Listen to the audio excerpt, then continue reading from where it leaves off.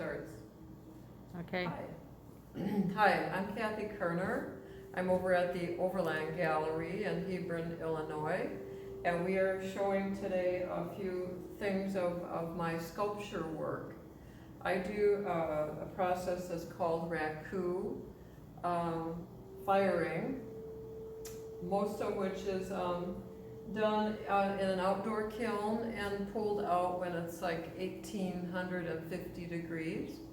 It's a very fast process. You bring up the kiln, you melt the glaze, and then you pull it out, and then you put it into combustibles, which is just, it could be horse hair, it could be straw, it could be shavings. And so just to set it on fire gives it a post-fire reduction, what we call a post-fire reduction. The raku process, I'm not going to go into too much of the history of it, but it is a ancient Japanese process that when it came over to the United States, we changed everything, of course, and that's why we have the post-fire reduction. Throwing that into combustibles gives it some flash. It also gives it some darker areas. So a lot of these are raku, and then I also do some stoneware, and that's done in an electric kiln. You set the dials, you set the computer, and then you walk away. So my preference is always going to be the raku work because it's kind of like, it's exciting, and it's just setting things on fire and trying to get something to happen. So it's very spontaneous. That's what I like. I like spontaneity. I like the question of whether it's going to work or not. And of course, I always like when it works, but sometimes after many, many years, I've been doing this for over 20 years. And so after many, many years, I know the process, and I've gotten to be pretty good at the process. And I'm always looking for new ideas as far as making the sculpture work. The sculpture work that I have here today, it's a line of work that I do that they are people who are mutants with animals. In other words, they're incongruent, and that's what I'm looking for. I'm looking for characters of an animal, but yet the dress and clothes and hats of a person. So I'm combining two things. I'm juxtaposing one thing on top of the other, and so sometimes you'll be walking around and you go, well, you know, is that a hat or is that a shield? Now, talking about shields, this woman is called Shield Maiden. She is actually a female warrior, and I found out through research that the Vikings did not call the females warriors, they called them Shield Maiden. So her title is Shield Maiden. And she's a pretty tall little girl, and you know what I did was that I put some elements of, let's say, warrior, combined it with a dog. If you look at the face, she has the face of a dog and the color of a dog, but yet here she is in warrior mode. And so, you know, I kind of like start with a general idea, but I'm not locked into that idea. Sometimes the clay, and usually the clay tells me what it wants me to do. And so I'm open to that as I'm working with it in my studio, and I'm watching what's going on, and sometimes I'll walk away and come back and go, oh, that's not a dragon, that's a llama. So, you know, things change. And so anyway, this is the Shield Maiden, and you know, she has a hat, a metal hat, and she has another thing here that's supposed to be her wooden shield, but yet it's also supposed to look like a big floppy hat. So when I'm out gardening, I'm usually wearing a big floppy hat. So then I have over here, and these are all new sculptures. These are sculptures that have been done within the last 3 months. And so this one is called They Said to Work from Home, and that is the response from, of course, the COVID, and we were told if you can, work from home. Well, I'm a retired art teacher, so I'm very fortunate that I can work from home, and I do have my studio at home, and I have all the equipment that I need. So I can work from home, but not everybody can work from home, and that just struck me as being bizarre. And so what I did was, I have a vulture dressed up as a woman. She has a little hat, she has a scarf, and she has a little outfit, but her home is also a garbage can. She is working from home. So that was my response to the comment that they said to work from home. Okay, so some people are, you know, just not able to do that. And this one over here, you know, it's just one of my favorites. This is called Scalina 63.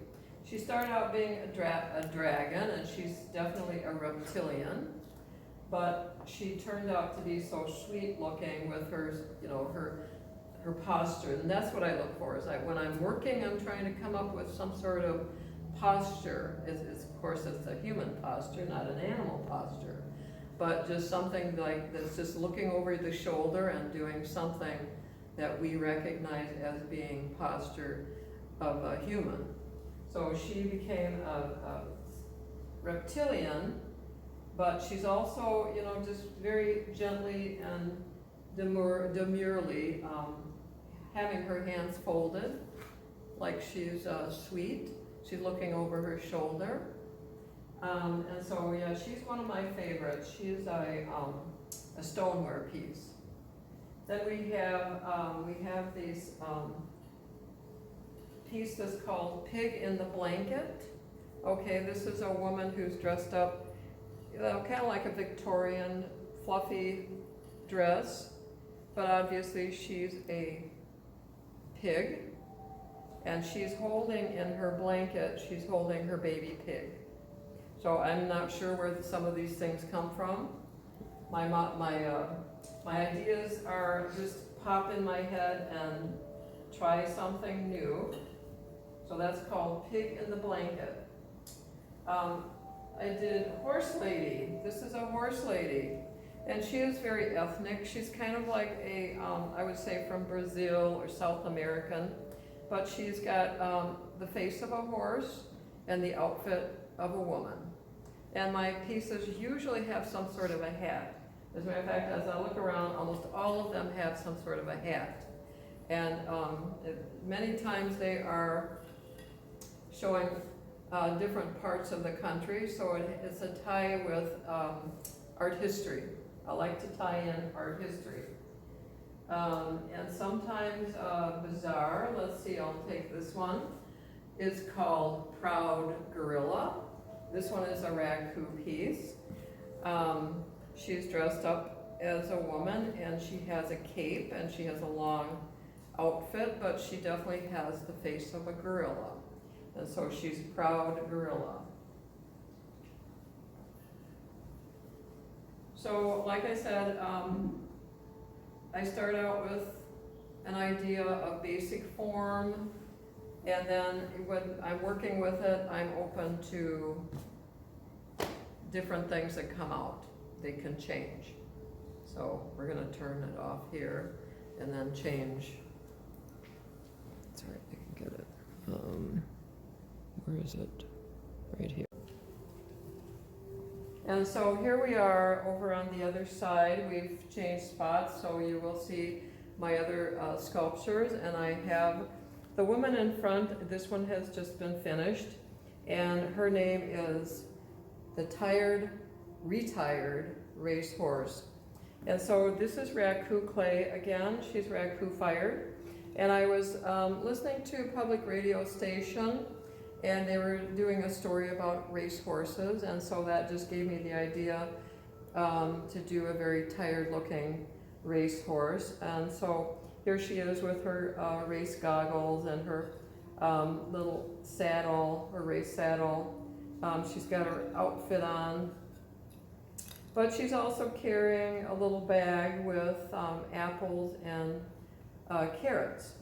And so I kind of like humanize, or maybe dehumanize, whichever you want to call it, but what I'm doing is I'm taking two different elements and combining them or overlapping them.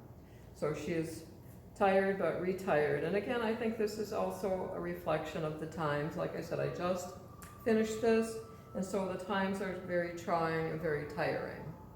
Never knowing what's going to happen next and uncertain of what we're going to be doing. This one here is called The Lady with the Red Flowers.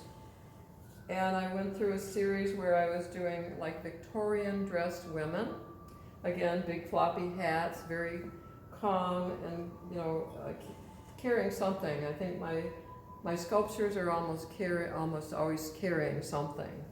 So she's carrying the flowers, and this is just a Victorian woman with red flowers. Back here we have another one this one came about the same time. She is actually the woman carrying red apples.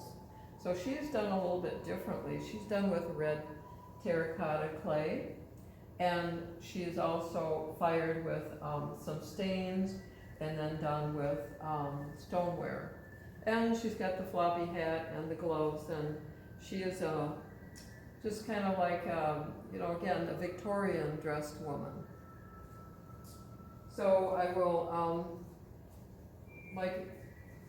just want to end with saying that, you know, this whole idea of doing virtual art shows is very trying for us people who are very creative, and we like to get dressed up and go out and do things. So this is the opportunity that I was given to come over to the Overland Gallery in Harvard, Illinois.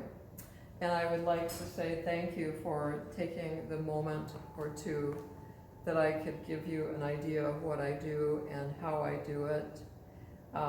As an artist, I can't always tell you why I do it because I don't know. All right, thank you.